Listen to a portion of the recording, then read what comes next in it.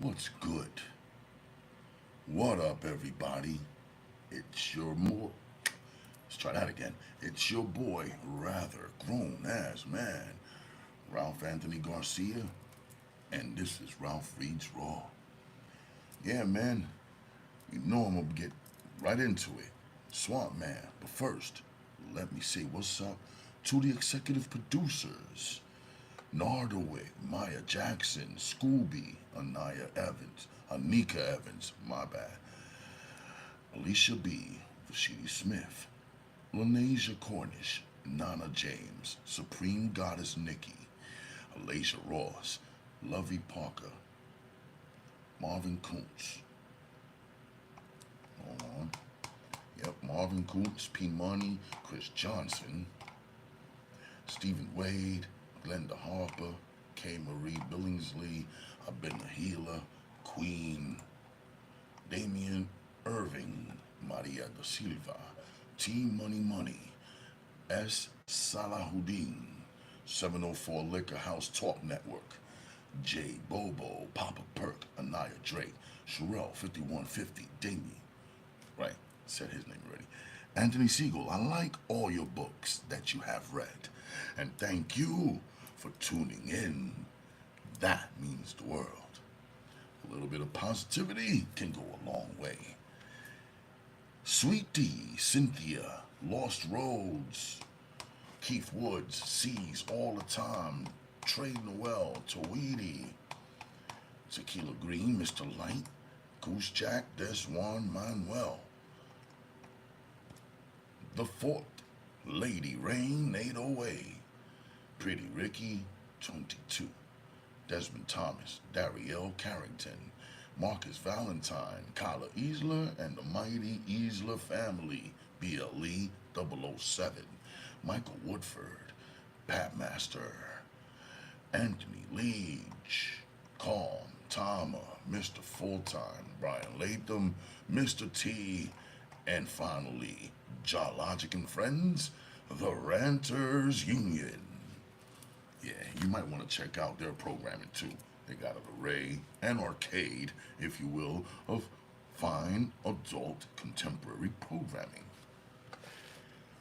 Continuing on, we are gonna open up matters here. Let me get it set up, and now I'm ready to go. Are you? All right then. Let the reading commence.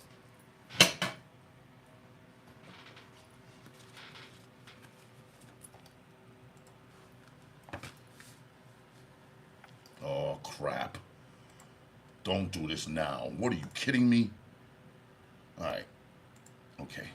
I know just what to do. Quit. Right? Gotta quit. And now open. Let's open that back up. Let's not playing games. We're not doing this today. Skip. Okay. Boom. Audio setup. Recorded device is the Scarlett Solo. 1212. Yeah. That's more like it. Time to sweat in the projects. Well, thankfully, they don't have the heat on today. I mean, it was 85 degrees today. Oh, by the way, happy 420 and happy Easter, all at the same time. What book are you reading? Swamp Man. This, I'm starting from chapter 10 on. If you want to tune into the rest, you may do so on Ralph Reads Raw, right here on this very channel, to catch up to where we are right now. Let's get right into it.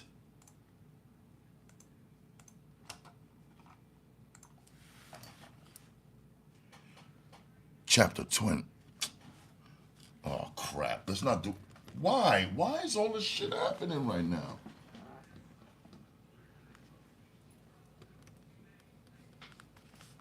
Yo, Jay, turn that down, please. I'm recording. My apologies, folks.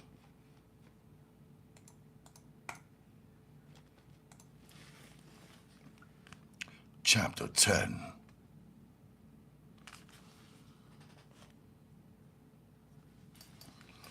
As soon as the sheriff and his men left, George went into action.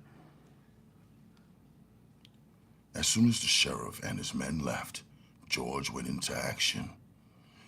As soon as the sheriff and his men left, George went into action.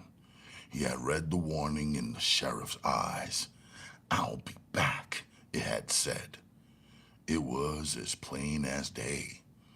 The only problem was that George wasn't planning on waiting for the sheriff to come back and arrest him. George went into the cabin and quickly packed everything he thought he and Henrietta might need. He took all of the sugar and salt in the house, plus whatever toys he could find for Henrietta. Meanwhile, she sat against the wall playing with her toy puppy, staring at him with large, uncomprehending eyes. Having packed everything into Henrietta's 2 suitcases, he carried them down to the river and put them in the large dugout. After 3 trips, he was ready. George then led his sister out of the cabin, pulling her along by her hand. He had taken the time to dress her in a smart pants outfit he had found among her clothes. He then made her put on her high boots, figuring that it was the best protection he could give her against snake bite. He knew it wasn't much, but it would have to do. George sat Henrietta down amongst the boxes and suitcases, then put his oars down into the bottom of the boat and used his pole to push off. The oars would come in handy eventually, but most of the time he'd need the pole. Leaving the farm, he poled swiftly away from the only home he'd ever known. As he reached open water, his eyes went to the shotgun lying at his feet. He wished he'd been able to get the rifle that Jake Jones had taken from his father instead of the pistol he had taken from Jamie Jones. But it would have to do until he was able to ambush Jake and get the rifle that rightfully belonged to him. "Salute Dre Smooth," my guy says. "Welcome aboard once again, George, and get the rifle that rightfully belonged to him." George figured that the sheriff and his men had gone deep into the swamps. Let me wait for that to pass. Let the reading commence. George figured that the sheriff and his men had gone deep into the swamps. If he hurried, he might be able to catch them while they were still in deep, and even up the odds. With that thought in mind, he poled the dugout even faster. Every now and then, he'd glance up to make sure Henrietta was staying quiet. "Hey, Blue Label! Wow, salute to you, and salute to the folks up north near Canada." I'll just say Buffalo, though. Salute to you, man. I'm very happy you're here. Salute to you. 2 L's. For real, for real. That's my low right there. Salute to Ron Atkins. Peace. Let me see.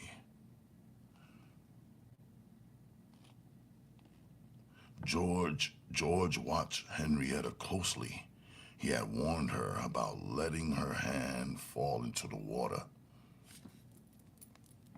I love you too. I love you too. George watched Henrietta closely. He had warned her about letting her hand fall into the water. But as soon as he would look away, she would quickly put her hand back into the water. He's still my fam too. She would quickly put her hand back into the water and let it stay there, and let it stay there, and let it stay there. Whenever he would look up from his poling and see her doing it, he would search the quad. He would search the water quickly, looking for any sign of water moccasins.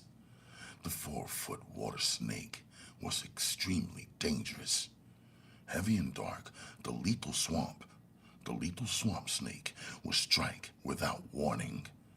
Just the sight of Henrietta's hand dragging along in the water, was enough to make one of them attack. George gave his sister another warning as he came to the bend that will lead them into the backwaters. Now he pulled slower as he searched for signs of the sheriff and his party. The last thing he wanted was to come face to face with the group. When he reached the turn that led back to the gator pool where he had left the dugout, he passed it by. Farther down, he took another twisting turn and followed it until the banks began closing in on them. Now he watched his sister closely, knowing that the danger was tenfold. He searched the swinging vines, hoping that he could see danger before it struck out at them. Suddenly, they came to a spot that appeared to be land, but wasn't. The water was covered with moss. Every now and then, an old tree stump could be seen. As George pulled, he saw something come through the moss-covered water. He warned Henrietta, not knowing the exact nature of the approaching danger. As Henrietta removed her hand from the water, George let out a sigh of relief. His eyes still followed the movement until he could make out a snake. From the short distance, he couldn't tell what kind it was. But most water snakes were dangerous, so it was best not to take any chances. "Don't, Henrietta," George ordered sharply. With the moss covering the water, it was an exceptionally dangerous thing to do. It was an exceptionally dangerous thing to do. He knew there was no way for him to make her understand. So finally, he made her get up and come over and sit between his legs.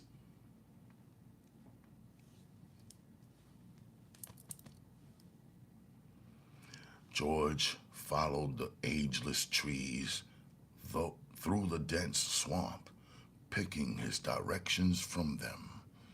Few white men knew about his destination. His father had brought him out here long ago, showing him how to tell from the old trees where he was. It was a hiding place his father and grandfather had both used before. Now it was George's turn to seek out the swamps for protection. Finally, George was past the stagnant water. He came to a small creek with fresh running water. Again, the banks were close on both sides, but the stench of stagnation that had been so strong before was now gone. The willow trees seemed to beckon them, their branches swaying with the light breeze that came from the west. The sound of the swamp became intense as they went deeper and deeper into the wild marshlands. Alligators could be seen sunning themselves on the nearby sandbars. The deeper they went, the larger the alligators became. The huge reptiles looked up at the passing boat, then continued their sunning. Another small turn in the creek brought George into clear view of another breeding pond of alligators. They seemed to be everywhere. Henrietta stared at the large creatures with fear-ridden eyes. As one of the huge reptiles came swimming past, her eyes opened wide in horror. They were everywhere, The banks were loaded with them, and they drifted slowly past in the water. The girl stared at them, open-mouthed. George didn't have to worry about her putting her hand back into the water. George didn't have to worry about her hand. George didn't have to worry about her putting her hand back into the water this time. Henrietta sat upright, clutching her toy puppy to her small chest as if she were frightened for the stuffed animal's life. George continued to pole his dugout. Only now he had to move with a certain amount of caution. One mistake, and it could be their last. As they mowed down one of the pathways that led from the breeding pond, George raised his pole and swung it over Henrietta's head. Before she realized what had happened, George knocked a vine snake from its perch and into the water. The snake falling into the water lured two alligators from their sunning spots. George watched the two long alligators as they moved quickly on their weak legs toward the water. Once in the water, they moved smoothly, swimming in a gliding motion. "You won't find no dinner there! You won't find no dinner there! You won't find no dinner there!" George shouted, his voice carrying into the wooded section of the swamps. Birds took to the wing because of the strange sound. The grunts of a wild pig could be heard, disturbed from its rambles also by the sound. George continued to pole until he reached an old tree that was bent from age and leaning out over the water. He pulled in beside it, jumping out and pulling the dugout up out of the water. He took Henrietta's hand and led her ashore, instructing her to wait after making sure no vipers were near. Then he went back and got two of the bundles out of the dugout.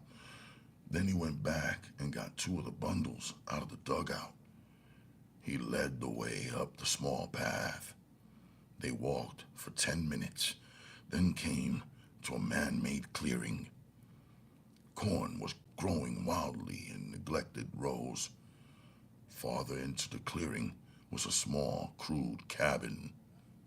With Henrietta following, George led the way towards the shelter. Once he got her settled down inside, he went back to the dugout and brought back the rest of the suitcases.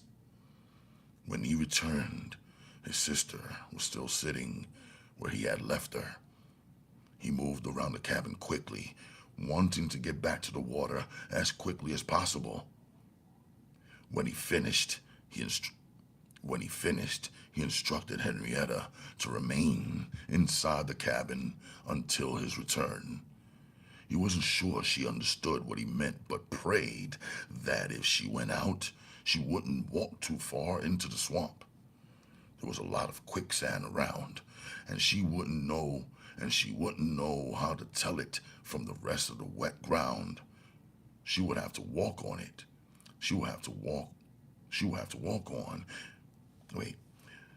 And she wouldn't know how to tell it from the rest of the wet ground she would have to walk on if she ventured out. For a minute, George debated on whether or not he should put something against the cabin door so that she couldn't get out, but changed his mind. If something happened to him, she would starve to death. She'd die anyway, he reasoned, if something did happen, but the swamps wouldn't be as cruel as starving to death would.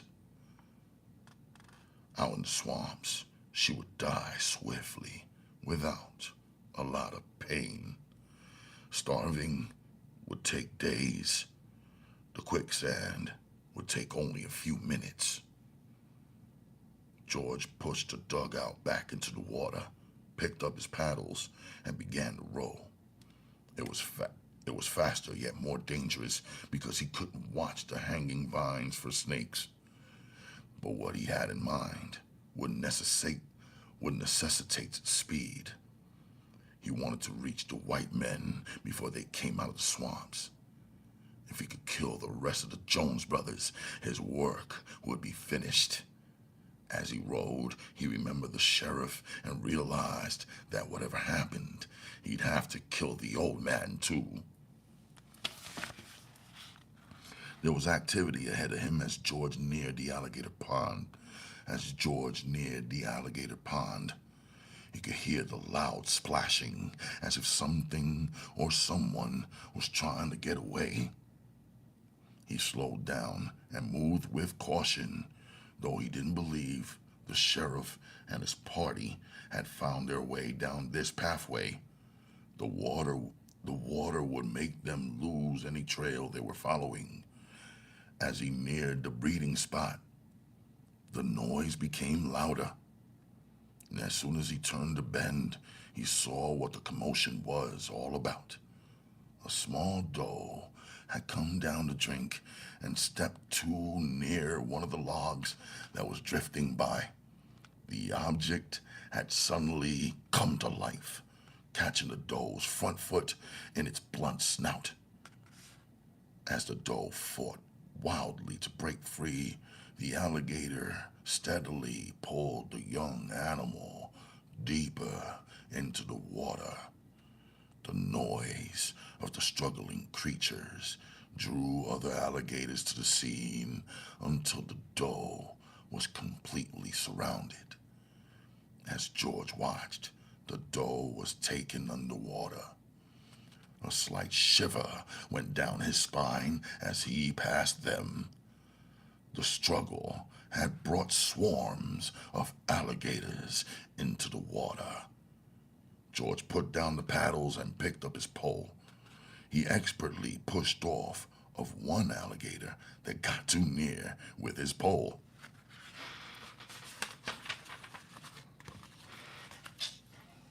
Crap of life.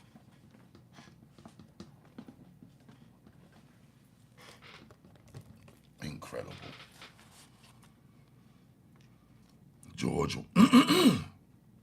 George wiped the sweat off his brow as he left the pond behind. For a few times in his life, the stagnant water didn't repel him. He went through it quickly, watching for snakes, which were the only danger he had to worry about in this part of the swamp.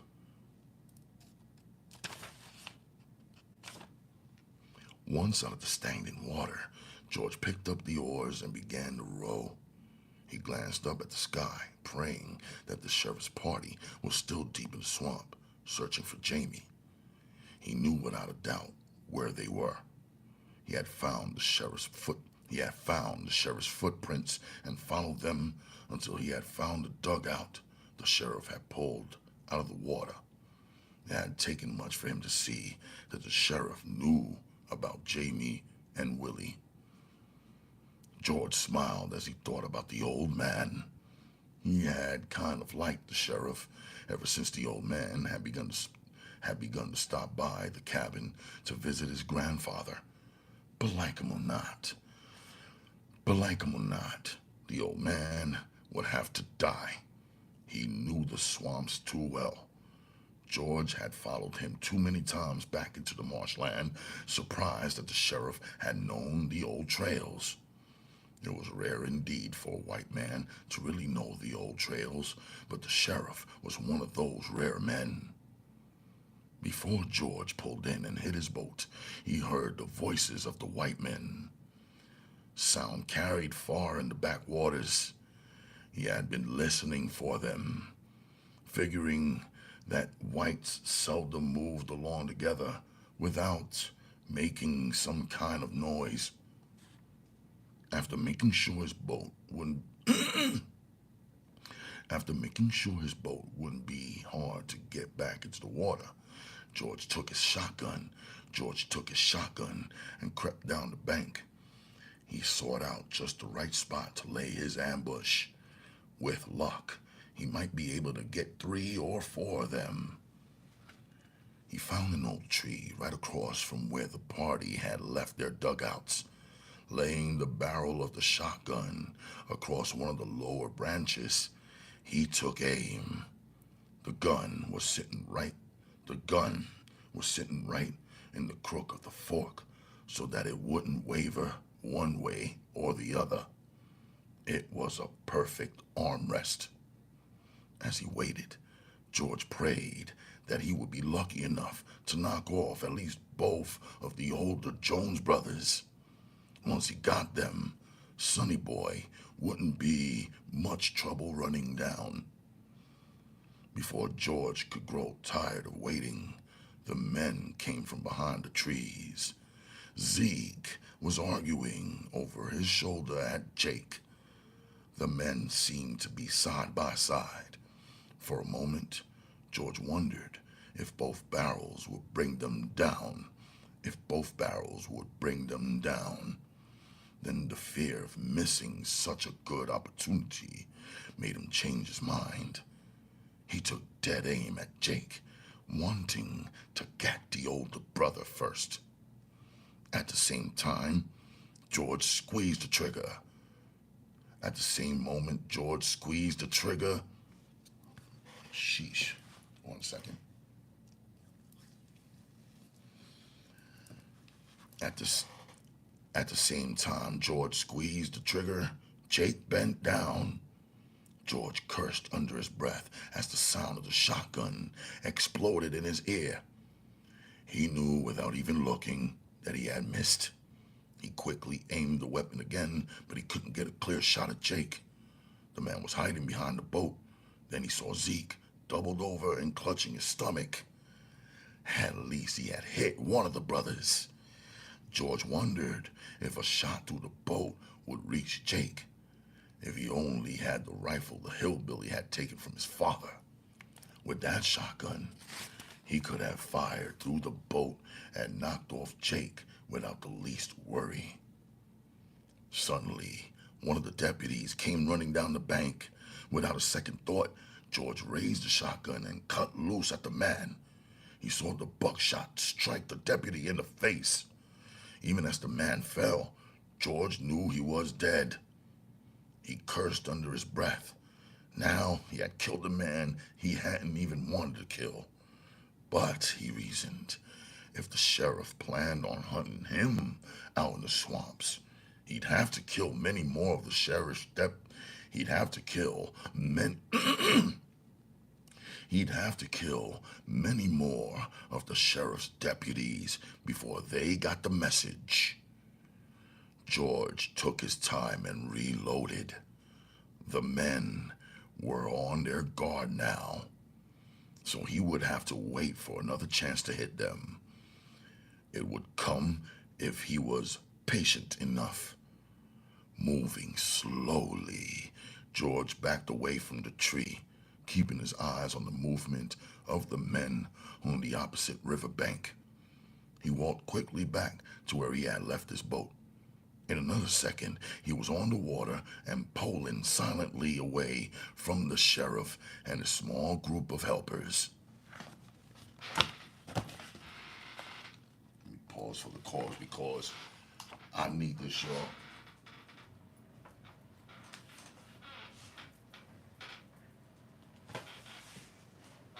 You know, we're sorting out a towel here. Crap. Oh, man.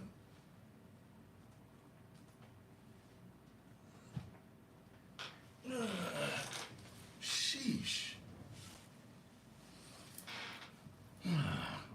Thankfully, it's not as horrific as it was yesterday, because, y'all know how nights are due. New York City heating authority out this month. But yeah, until the day I move the hell out of here, it is what it is. Just a little bit more of this. Just a second, y'all, just a second. Whew.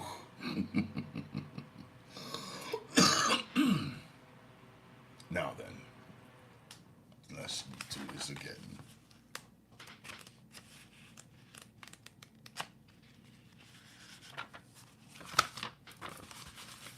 Back at it, Daggett.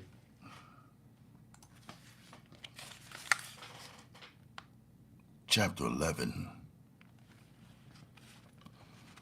As the afternoon progressed, Henrietta grew restless. She knew her brother had told her to stay inside, but the cabin was hot. She removed the top of her dark brown pants outfit. With just her brown pants and white blouse on, she walked to the cabin door and peeked out. The sound of birds singing in the nearby trees reminded her of home. Growing tired of the inside of the small cabin, she pushed the front door open. As the door opened, she fled to the rear of the cabin. She peeped out between her hands and saw the door wide open. After 10 minutes, she built up the nerve to walk back to the door. After peeping outside, she convinced herself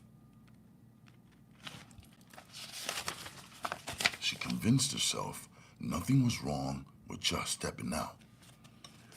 The same moment that George pushed his boat down the small incline back into the water, Henrietta took her first step outside. It was a timid step, but nothing happened. She built up her nerve and went even further. It was a timid step, but when nothing happened, she built up her nerve and went even further and went even farther. She began to play in front of the cabin, then went back inside and got her stuffed puppy. She brought the toy outside and sat down in the dirt. The sun was hot on her bare arms, but she didn't mind the heat at all. Every now and then, she would glance up, hoping that she would see George before he caught her disobeying him. As the time sped past, she forgot her brother's orders and began to move farther and farther away from the old cabin. The sight of some wild turkeys drew Henrietta away from the cabin. She ran after the pretty colored birds, screaming loudly with joy. Her eyes were bright with happiness as she ran laughing after them. Henrietta's screams of joy only frightened the birds, and they fled in panic, with the childlike girl in hot pursuit. The paths she followed were old and covered with weeds. By the time the birds were gone from sight, she was lost. For the next 20 minutes, Henrietta stumbled around the small island with the luck of a child watched over by an angel.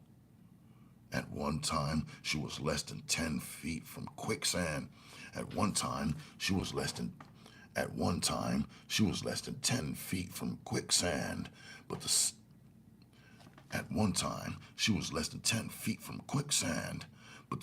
of a squirrel in the trees caused her to change her direction.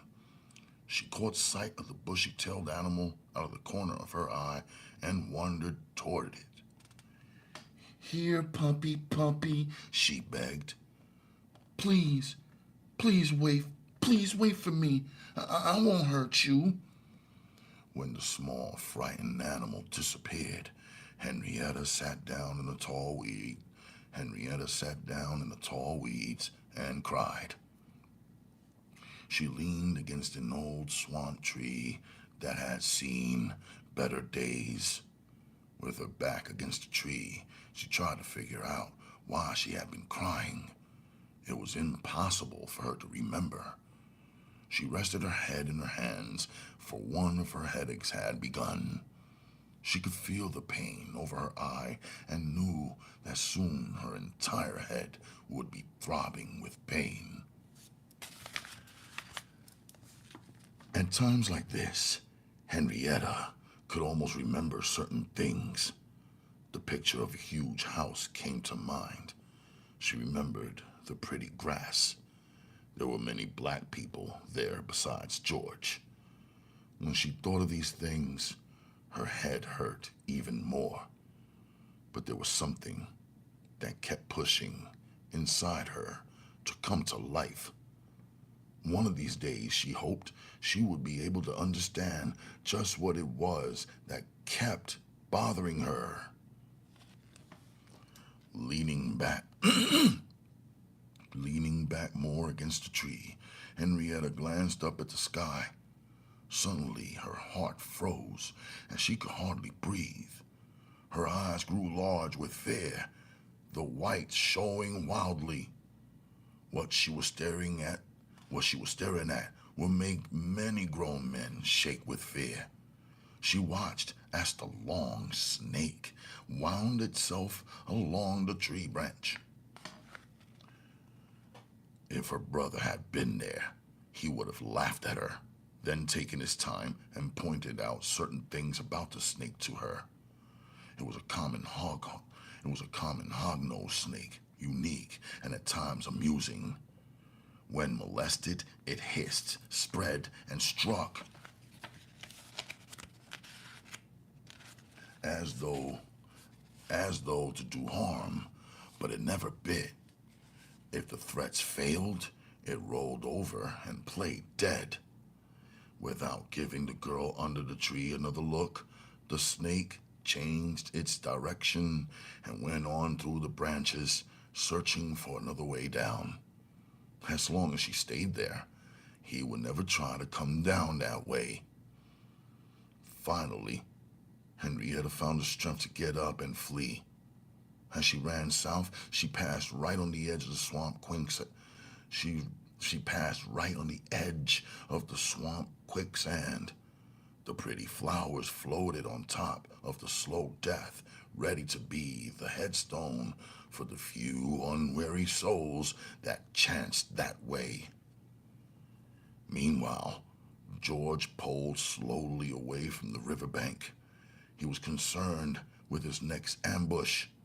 The men he left behind would be too busy to worry about whether or not he was still there to give any kind of chase. His smile of satisfaction quickly disappeared as he remembered that he had missed Jake. At least I got Zeke, he coldly reflected as he began to plot his next move. George realized that the sheriff and his men would be watching every twist of the river, but he also believed he would be able to ambush them again without them realizing that he was near. The real problem was the boat. He had to be able to reach his boat after the ambush. He would have to put it out of sight, most likely drag it up into the woods. If he did that, he would still have the same problem of pushing it back to the water, and he might not have the time. They would be out for blood and right on his trail. For now though, he had them. They hadn't expected it, but next time the sheriff would know it was to be to the death. The sheriff had probably realized that George didn't plan on letting any of them get out of the swamps alive. With all of them dead, there would be no one to come after him. And then he would be able to return to his home. The thought of home made George think of his sister, and he began to worry. He prayed that she would be all right. If she would just stay inside the cabin for 24 hours, he just might be able to pull it off. The more George thought about Henrietta, the more he realized she wouldn't be able to make it back in the swamps where he'd left her. No, she would need constant watching, or something would certainly happen to her. As he thought about it, the desire to leave and hurry home became strong. He felt guilty for even thinking about her death. If he hadn't harbored such thoughts, he wouldn't worry so much. Now, if something happened to her, it would always be in his mind, and that he could live without.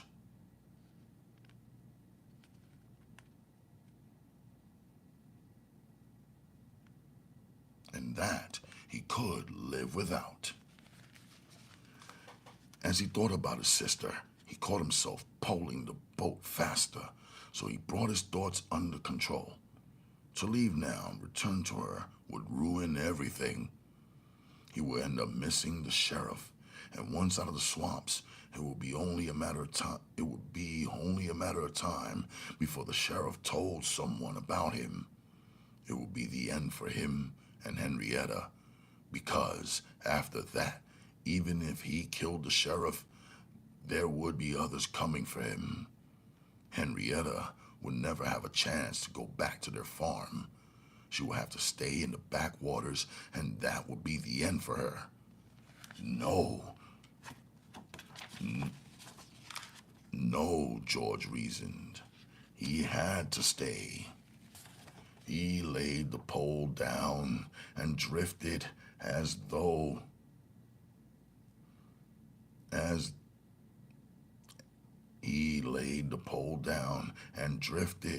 he brought his thoughts back to the problem at hand. Wherever the ambush was, George would have to be able to reach his boat. He couldn't allow the sheriff's men to trap. He couldn't allow the sheriff's men to trap him on one of the small islands. George closed his eyes and pictured all the islands around, trying to remember the one that he could cross with his boat. 1 second, folks. Damn sinus.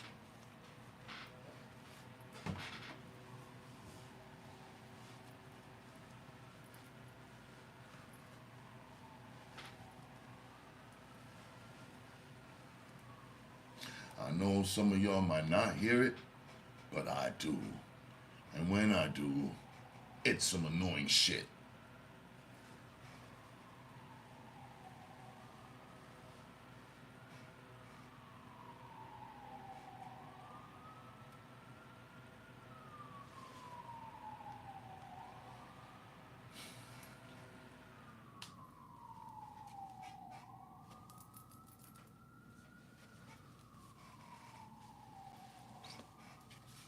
I can't record now because that siren will leak into that microphone and ruin my podcast.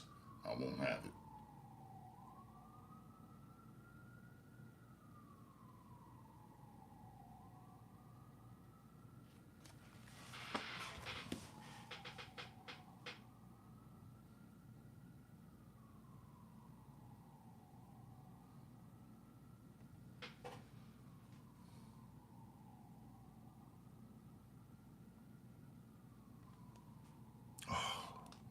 So annoying.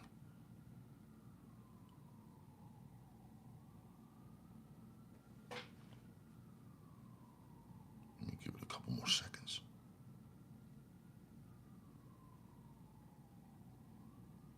The sirens are so annoying, yo. He laid the pole, no, wherever the ambush was, George would have to be able to reach his boat.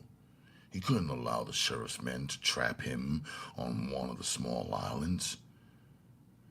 George closed his eyes and pictured all the islands around, trying to remember the one that he could cross with his boat. If he had the smaller boat, it wouldn't be so difficult, but he had brought the large dugout. For a moment, George debated on rushing back to his home and tying one of the smaller boats to the rear of the house.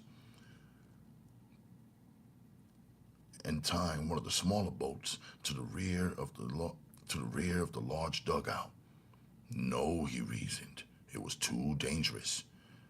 They might catch him in the open water. With their long-range rifles, they'd cut him to pieces before he ever got close enough to cut loose with his old shotgun. Thunder cracked far away in the eastern sky. George glanced up at the threatening clouds. Sometime that evening, he figured the storm would reach him. Maybe with luck, he would be finished out here and could get and could get to the clearing and fix dinner for Henrietta. At the moment the thunder roared, Henrietta wasn't wishing for George. She was screaming. Henrietta wasn't wishing for George. She was screaming for him. Her tiny voice shattered the silence of the backwaters. Without warning, the brush in front of her burst open, and a young wild boar ran out. The razorback had been startled from his lair by her screaming. He came out angry and snorting loudly. The sight of the pig froze her in her tracks. She screamed over and over again. The high shrill sound seemed to frighten the boar. As he stood there, almost hypnotized by her screaming, Henrietta began to run. Her young legs pumped up and down. She didn't run like a child. Her movement were those of a young woman who was accustomed to running. Henrietta flew down the trail, not knowing where she ran, running blindly. Branches and small hanging vines lashed her face viciously. All at once, she found herself sprawled out on the ground, tripped up by an old tree root that was blocking the small path. In her panic, Henrietta started crawling. The base of a large tree brought her up short. She began to crawl around it. The roots at the base were huge and covered with moss. Tears ran down her cheeks. Her pantsuit was ruined. It was covered with dirt, and in her tumbling falls, she had managed to snag the pants in the right knee. The rip was widened by her frantic crawling. Thunder sounded again as the storm neared. The cracking roar terrified her. Paying no heed to where she put her hands, she crawled over an exceptionally large root. The moment her hand came down in the soft moss between the roots, pain exploded in her arm. As she drew back, she saw that her forearm was covered with small vipers, the deadly offspring of the cottonmouth snake.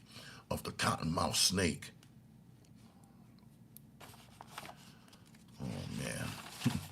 The tiny pit vipers were less than 2 months old, but as poisonous as most grown snakes. Their nest had been disturbed, and now they reacted like angry bees. Each baby snake was only about a foot long, not having reached the heavy build they would possess once they became full-grown cottonmouths. As Henrietta struck two of the small snakes from her arm,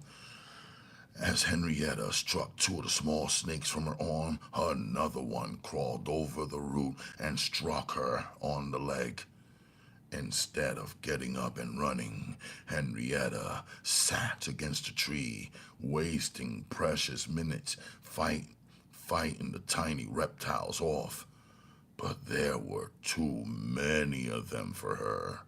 The nest held over 15 snakes, and now they were all aroused. Henrietta finally managed to shake the snakes loose from her arm. She jumped to her feet, and for a moment, dizziness overcame her, and she rocked on her feet. As she glanced down, all she could see were the dark, wiggling forms around her. In the next second, she was soaring over them. The quick jump landed her 5 feet away from the nearest cottonmouth, but the damage had been done. A scream burst from her lips as she began to run wildly. The venom she had taken into her system didn't have time to take effect. Her wild, aimless running took her straight down the path that led to the quicksand. From the power of her leg muscles, she was into the quicksand and deep into the middle of the pond before the mud brought her up short.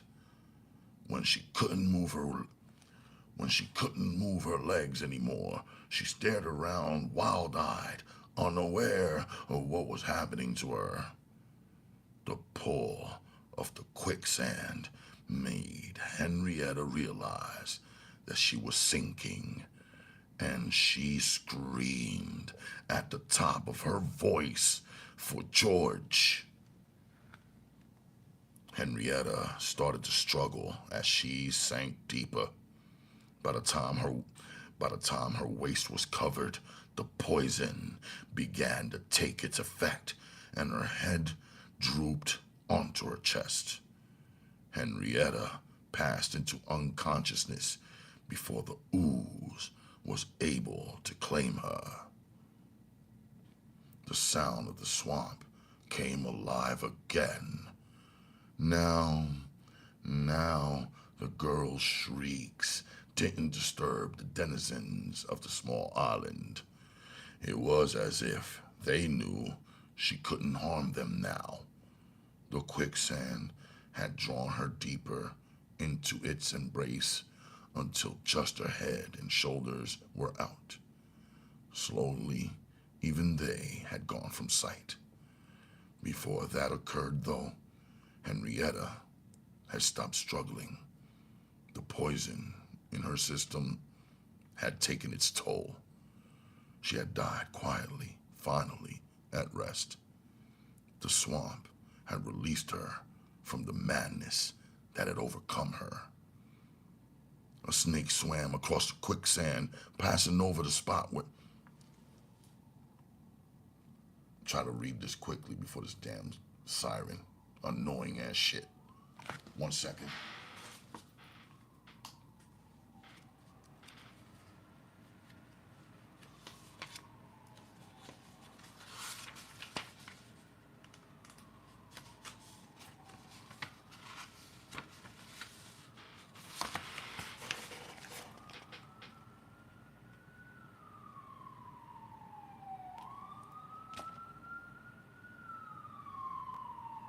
Annoying ass shit.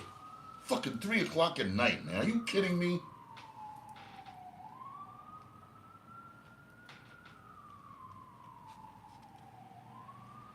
One second, y'all.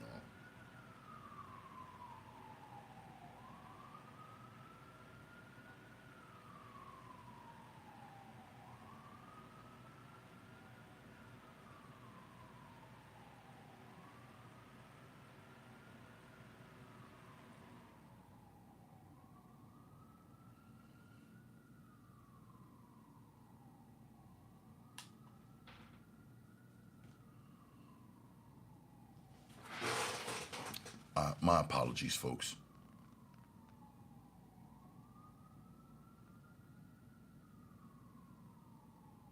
Every day there's a siren.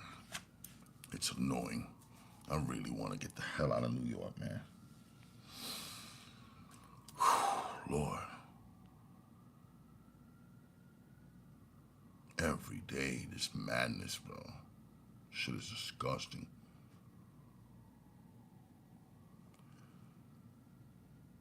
Before that occurred, though, Henrietta.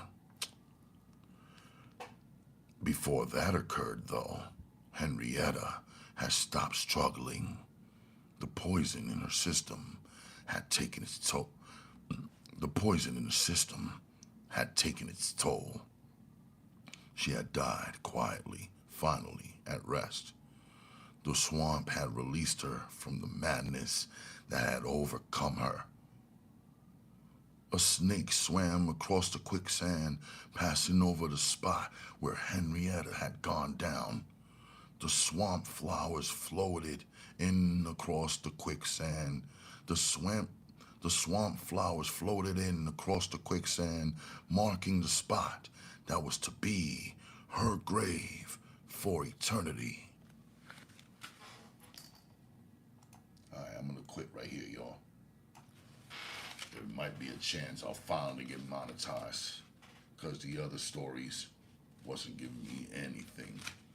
But I will continue the rest of this at a later date. I promise.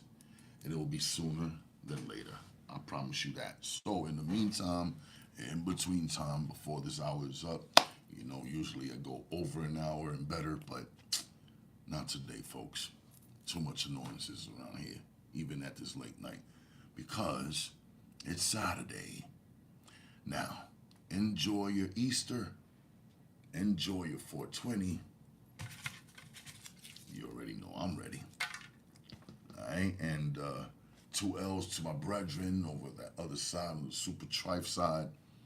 All right, low life and all that, the universal low life, RK and all that. You know, boom. That's how we do. Now, listen, folks. Till the next time, I'll see you on the next edition of Ralph Free Draw. Stay sexy. It becomes you. Peace.